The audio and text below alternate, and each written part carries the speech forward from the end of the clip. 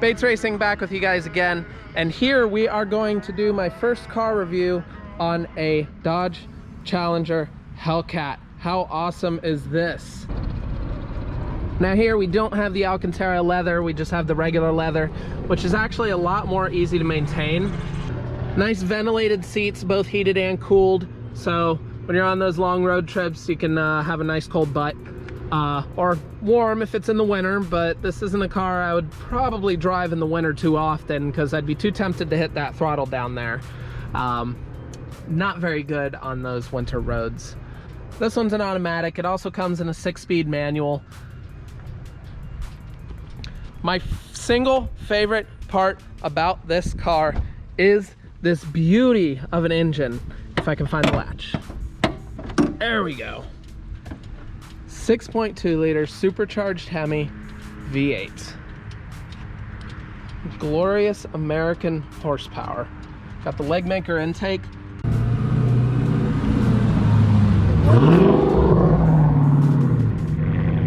So turning it sideways, that's not going to scare you? No, we're good. Nah, not today. We'll probably pass not on that today. one. Yeah, definitely. So today we are in AJ's 2016 Dodge Challenger Hellcat. You've done a mid-muffler delete? A mid-muffler delete, a cold air intake, and a active exhaust bypass. Okay, so it's always open. Mm-hmm. Okay, yeah. So looking at the dash here, I see we got the 8.4-inch U-Connect. Is that with the navigation? Yes. Okay. So you got all the options on it? Mm-hmm. This is about as loaded as it can get. That's where you're getting all your... Ah, the performance pages. Yeah, on my Charger, I had to get a taser to unlock these.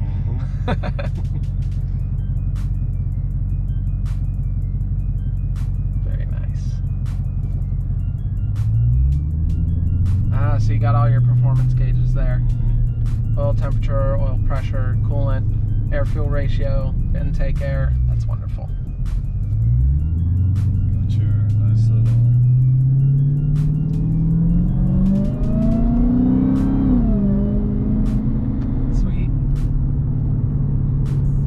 That way it's a constant readout of what you're producing right now. Yeah, it's a little gimmicky though because it's not real. It's all calculations from the computer. Yeah, I've had this thing on a dyno and it did about 630, I think. 630 horsepower to the wheels. To the wheels, okay. That 707 is from the, The 707 is at the crank, but the general feeling is that it is underrated from the factory. Okay. If you were keeping this car longer, would you consider tuning it? Oh, absolutely. Unlocking the full potential? Yes. Yeah. All right. There's your SRT pages. There we go. Oh, you're using the red key. Of course. 700 horsepower. Always use the red key. I've never actually driven it with the black key. Really? No. Ah. It's not like you're lending this out to anybody anyway. No. Those gauges are awesome. When you put it in valet mode, it's really bad. Ugh. Slow train, it's like eco mode, right? Mm-hmm. That button has never been pressed, has it? Actually, it has. Oh, really? Just to see what happens. Okay. For about 5 seconds, then it's like about to throw up, and you put it back into performance. Yes. Yeah. Listen, with a 700 horsepower car, there's no such thing as eco anything. Exactly. Yeah, eco mode is just an excuse to make them sound like they're actually trying to do something to make this car somewhat fuel efficient. Right. So see 11.7 miles to the gallon. Yeah. Let's just admit this car is what it is, and it's a fuel gas guzzler. Yes. It's a gas guzzler, and there's a gas guzzler tax when you buy these things, isn't there? There certainly is. Yeah. That supercharger whine is amazing. It's much louder after you get the intake, the cold air intake. It's much louder. And with the mid muffler delete, you get a lot of the crackle and the backfire. Oh also. yeah, definitely.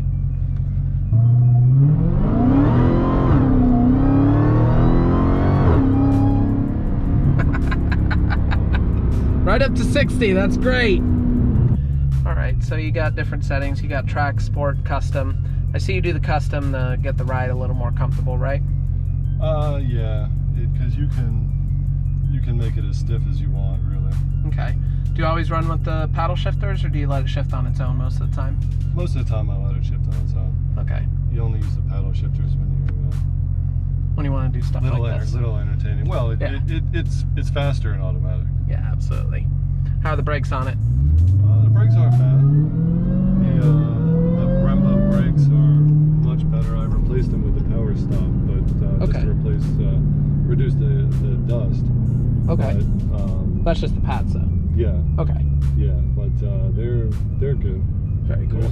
The stopping power is pretty good. Well, the one thing that they should have done from the beginning, which they ultimately wound up doing, was the wide body, because these are 9.5-inch wheels on the back. Yeah, I could feel the tail end was trying to slide out. And I've replaced those. The tires on the back are 305s, so they're a little bit wider. But this car needs 11 or 12-inch wheels on the back. It has to have it. Otherwise, you get no traction. Yeah. Otherwise, you do that. Yeah. She was saying you need new tires on the back. Is that true? Yes. Before you trade it in, you want to do a burnout? I mean, not today, but like when you're ready to trade it in, you want to do a burnout just for hell's sake. Oh yeah.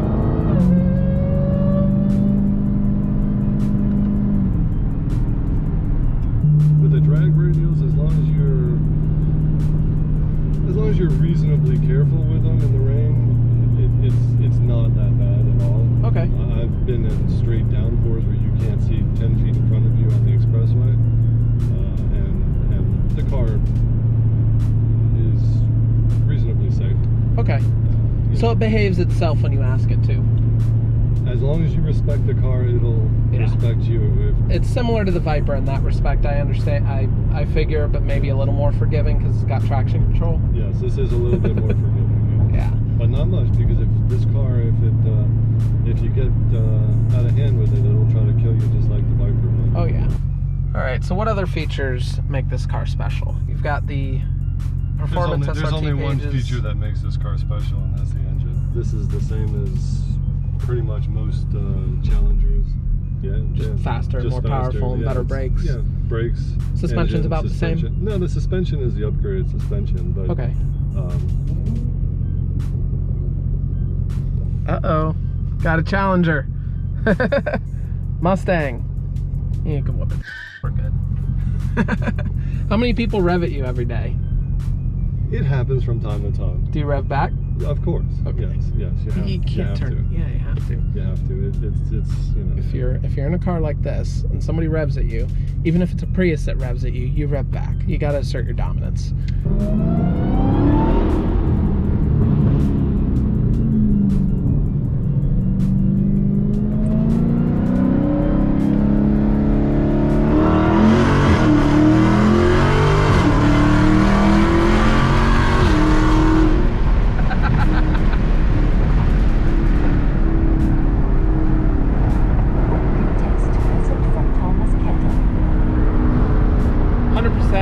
This car is a 10 out of 10. I love the Challenger Hellcat.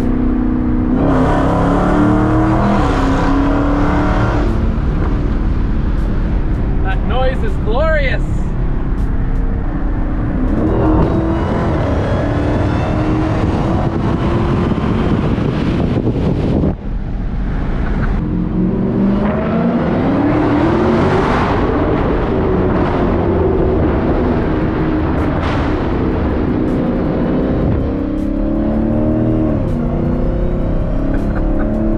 It's a good thing I don't have a car like this, because I'd be doing this every day and my fuel mileage would be half of what his is. So that'd be about 4 miles to the gallon. You can have, it's got quite a bit of low end torque. Yeah. I've never driven a Hellcat. I've ridden in the Hellcat, but I've never driven a Hellcat. Yeah, this is not... At first impression, it's not a hard car to drive, but then again, it might be fooling me because it feels very similar to my Charger did. My Charger only had the 5.7 Hemi. So yes, I could spin the tires, but I rarely asked it to because at the time, I was a broke boy working at a pet store, so yeah. We're not here today to do anything crazy, so I'll do a quick pull or two, but that's about it. I'm just here to get a feel for the car and tell you guys how I feel about it.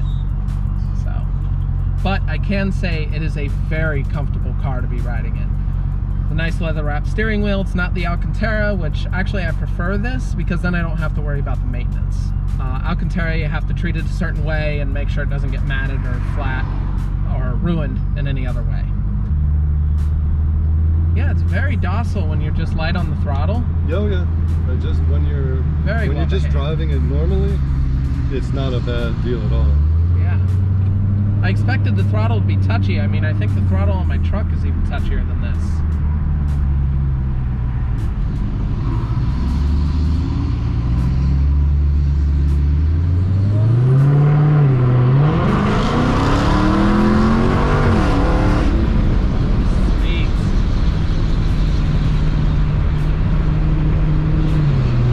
Nothing more intoxicating than speed and noise.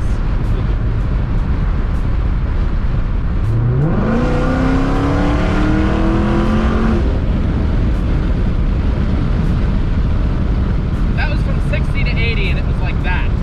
Now it took a second for the transmission to downshift, but that's not surprising at all. It's the 8-speed automatic transmission and it is more than capable of handling this 6.2 liter V8.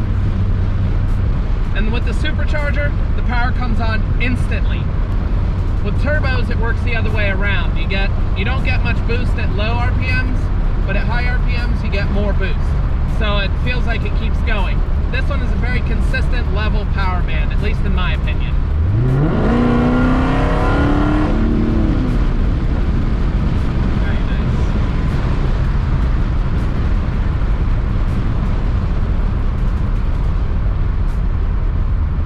Dodge did a very good job designing this car. They designed it well, they designed it comfortable. This could very easily be somebody's daily driver. I'm a little too heavy on the throttle though. I don't think I could have this car as a daily driver. Now another nice thing about the Dodge Charger and Challengers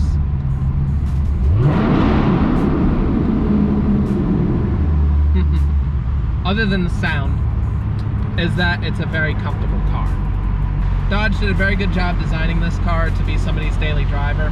If you put in a little bit of throttle, it knows exactly what gear to be in. You put it down to the floor, it knows what it's doing. It's not trying to let up or be nice to you or anything. It doesn't question the fact that you're pushing it to its limits if you so choose. Now, I guarantee you that if you're not a race car driver, that its limits are far past yours. So don't push it too hard. Always know your limits with your car.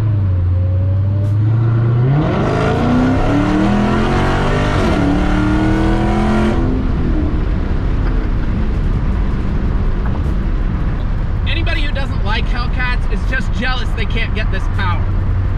Seriously. There's very few cars in this price range that can even come close to what a Hellcat can give you. It gives you the practicality of a regular two-door sports car. You got trunk space.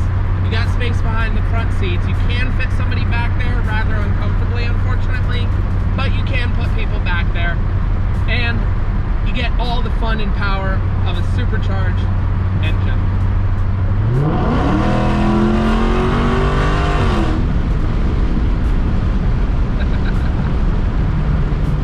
Follow all your local road rules and laws and all that mumbo jumbo jazz. I can get comfortable in pretty much any car. This car is so much like a car I owned that I sat, adjusted basically nothing, and I'm already comfortable in it. That's actually part of the reason I bought my Ram. It felt so similar to my Charger, but it was just higher up off the ground. It was wonderful.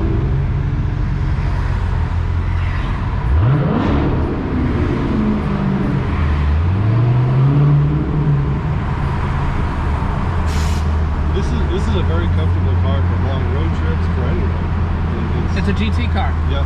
Yeah, it's 100% a GT car. You wouldn't think a 700 horsepower beast like this would be a GT car, but just on the highway, you put it in that 8th gear and it just cruises, it chugs along. And the reality is that you still get 23, 24 miles to the gallon on the highway. I believe it. Yeah, I believe it. Yeah, that's actually about what I got in my Charger. If I tuck behind a truck, I could get better, but drafting.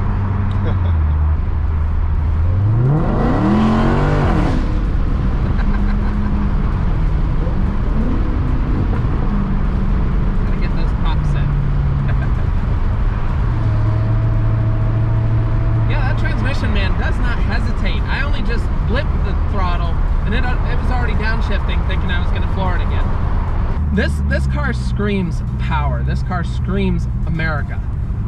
100% all the way, bald eagle screaming, you know, the whole bit. America. There is nothing about this car that is subtle. The looks are pow in your face. The engine, the transmission, the suspension even is not harsh, but it is a nice firm performance suspension on this vehicle. I love classic American muscle, and this car does a great job of bringing back classic American muscle in the modern age. No, Mr. Officer, we're not doing anything wrong. We're perfectly reasonable people. We're not going to do anything. Thank you very much. No problem. This was awesome. Yeah. Ooh, look at that sliding back. All right. Yeah, it's fully loaded. All right, guys. So I hope you enjoyed my first car review. Go ahead and subscribe down below. In the future, I'm going to go much more in depth on the cars, a lot more technical details, and I hope you enjoy. Like, subscribe, notification squad. I will see you in the next video. Have a good one, y'all.